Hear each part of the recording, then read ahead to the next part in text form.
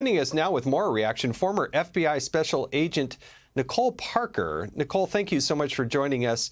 Last year, there was sort of a chilling effect, wasn't there? When I remember the Attorney General Garland put out a memo, kind of putting everybody in the FBI on notice. What did you take when you saw that memo that he put out?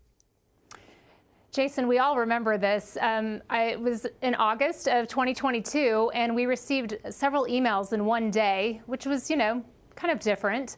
And we all remember that there was one particular email that discussed reaching out to Congress and, the restrictions and the, directions on FBI employees reaching out directly to Congress. And I think a lot of us were very confused by it. We were wondering, why are we receiving this? But you didn't even want to ask. You didn't even want to go to the legal department to ask what it meant, because then that might imply that maybe you had a question and then it put a target on your back. But it was very obvious that a lot of employees were very disturbed by that, and it kind of gave a chilling effect. Do not speak up. And although they say that's not what that was for, that's how many people felt. Yeah, right. Yeah.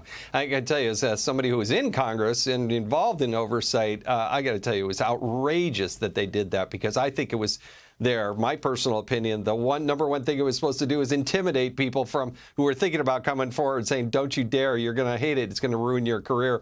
Nevertheless, now that, look, I used to think that it was just a couple of people at the top of the food chain that were the problem, but it seems more pervasive than that. What's your perspective? How pervasive is this politicalization of the Department of Justice and specifically the FBI? I've always believed that it does start at the top in Washington, D.C. It starts in the top, and it starts with executive management or those on the 7th floor, and it kind of trickles down. And I think that the thing with the FBI is that it used to be more of a criminal agency, and from the difference post 9/11, it turned into kind of more of an intel agency, and there's a big drive for intelligence, and that seems to be the side of the house that tends to have a lot of the issues and concerns.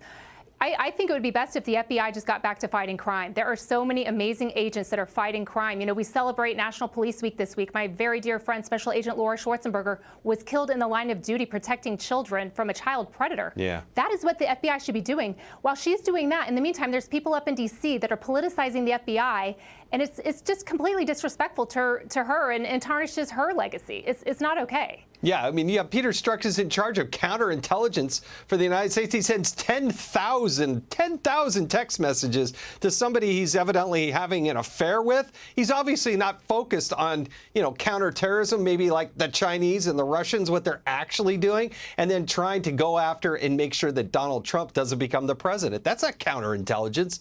That is counter to what he should have been doing as a senior person at the FBI. But those are my words. And listen, I do appreciate your service to our country. And thanks for joining us tonight on Hannity. Do appreciate it.